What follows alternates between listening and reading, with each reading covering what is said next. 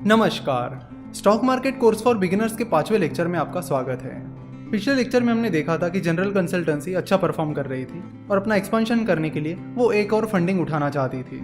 इस बार general consultancy थोड़ी ज़्यादा फंडिंग उठाना चाहती थी, यानी 100 करोड़ के करीब। जैसे कि हमने देखा था कि जनरल कंसल्टेंसी ने अपनी पहली फंडिंग एंजल इन्वेस्टर से उठाई थी, तब उन्होंने 2 करोड़ की फंडिंग उठाई थी और अब कंपनी 100 करोड़ के करीब फंडिंग उठाना चाहती थी। पर जनरली एंजल इन्वेस्टर्स इतनी बड़ी फंडिंग प्रोवाइड नहीं करते हैं, इसलिए उन्होंने वीसी यानी वेंचर कैपिटल से फंडिंग उठाने का फैसला किया। तो फिर उन्होंने कुछ वेंचर कैपिटल्स को अप्रोच करना शुरू किया।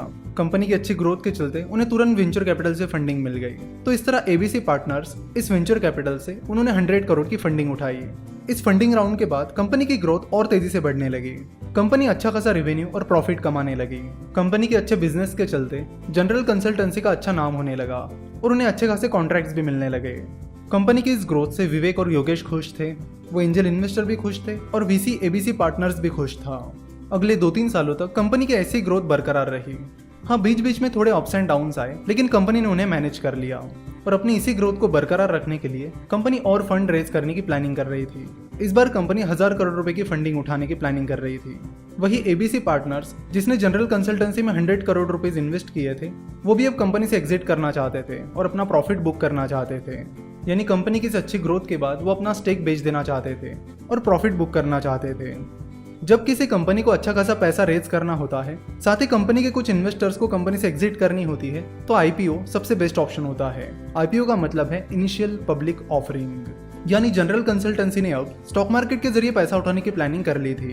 तो आईपीओ को डिटेल में समझने से पहले हम समझते हैं कि एंजल इन्वेस्टिंग, वेंचर कैपिटल और स्टॉक मार्केट के बीच क्या डिफरेंसेस होते हैं। जब कोई कंपनी स्टॉक मार्केट के जरिए पैसा उठा लेती है, उसके बाद कोई भी उन कंपनीज के शेयर्स बड़े आसानी से खरीद सकते हैं और बेच भी सकते हैं। वही अगर आप एंजल इन्वेस्टर हो और किसी स्टार्टअप में इन्वेस्ट करने की प्लानिंग कर रहे हो, तो किसी स्टार्टअप के शेयर्स खरीदना या उन शेयर्स को बेचना आसान नहीं होता है। एंजल इन्वेस्टिंग में या तो कंपनी को एंजल इन्वेस्टर्स को अप्रोच करना होता है या फिर एंजल इन्वेस्टर को कंपनी को अप्रोच करना होता है। और मान लो किसी एंजल इन्वेस्टर ने किसी स्टार्टअप में इन्वेस्टमेंट कर ली है, तो उन शेयर्स को बेचना आसान नहीं होता है।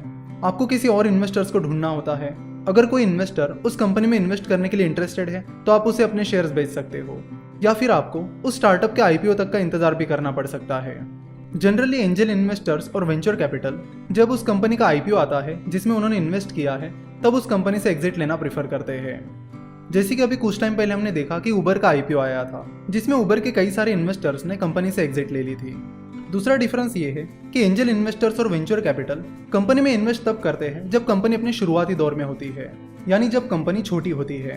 तो जब कंपनी छोटी होती है, तब कंपनी के पास ग्रोथ अपॉर्चुनिटीज काफी ज्यादा होती है, ग्रोथ की स्पीड भी ज्यादा होती है, but at the same time company fail होने के चांसेस भी बहुत ज्यादा होते हैं। तो अगर किसी एंजल इन्वेस्टर या वेंचर कैपिटल की इन्वेस्टमेंट सक्सेसफुल हो जाती है, तो वो उन्हें बहुत अच्छे रिटर्न देती है।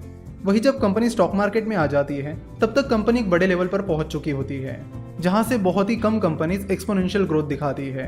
यानी वहां से कंपनी जनरली उतनी तेजी से नहीं बढ़ पाती जितनी शुरुआती दौर में बढ़ पाती है। But at the same time जब तक कंपनी स्टॉक एक्सचेंज पर लिस्ट हो जाती है, तब तक कंपनी एक वेल सेटल्ड कंपनी बन जाती है, जहां से कंपनी के फेल होने के चांसेस कंपैरेटिवली कम हो जाते हैं, यानी कंपनी के शुरुआती दौर के मुकाबले कम हो जाते हैं। तो चाहे एंजल इन्वेस्टिंग हो, वेंचर कैपिटल फंडिंग हो या स्टॉक मार्केट हो, ये सारी इक्विटी फंडिंग के तरीके हैं। सो अगर आप एज एन एंजल इन्वेस्टर किसी स्टार्टअप में इन्वेस्ट करते हो या फिर स्टॉक मार्केट के जरिए किसी कंपनी के शेयर्स खरीदते हो, तो उसका मतलब है कि आप उस कंपनी को अपने पैसे देते हो और उसके बदले में कंपनी आपको कंपनी में भागीदारी देती है, यानी ओनरशिप देती है। तो यहाँ से आगे हम आईपीओ प्रोसेस को पूरी तरह से समझेंगे, साथ ही स्टॉक मार्केट को समझना यहाँ से हम शुरू कर देंगे। इसी स्टोरी को कंटिन्यू करके अगले लेक्चर में हम स्टॉक मार्केट के बारे में डिटेल में समझेंगे। देखिए, चाहे एंजल इन्वेस्टिंग हो, वेंचर कैपिटल हो या स्टॉक मार्केट हो, ये कोई उतनी भी कॉम्प्लेक्स चीज नहीं है जितनी आप समझते हो। तो स्टॉक मार्केट इन्वेस्टिंग को यहाँ से हम बड़ी ही आसान भाषा में समझेंगे। जैसे कि हमने देखा कि विवेक और योगेश की कंपनी जनरल कंसल्टेंसी ने आईपीओ के बारे में सोच लिया है, तो हम नेक्स्ट लेक्चर में देखेंगे कि आईपीओ होता क्या है, जनरल कंसल्टेंसी आईपीओ के लिए कैसे अप्लाई करेगी और कैसे वो स्टॉक मार्केट से पैसे उठाएगी। तो ये सारी प्रोसीजर हम नेक्स्ट लेक्चर में समझने वाले हैं। आशा करता हूँ कि आपने इस लेक्चर को एंजॉय किया होगा। आज का ये वीडियो देखने के लिए और हमारे साथ जुड़े रहने के लिए आपका बहुत बहुत धन्यवाद।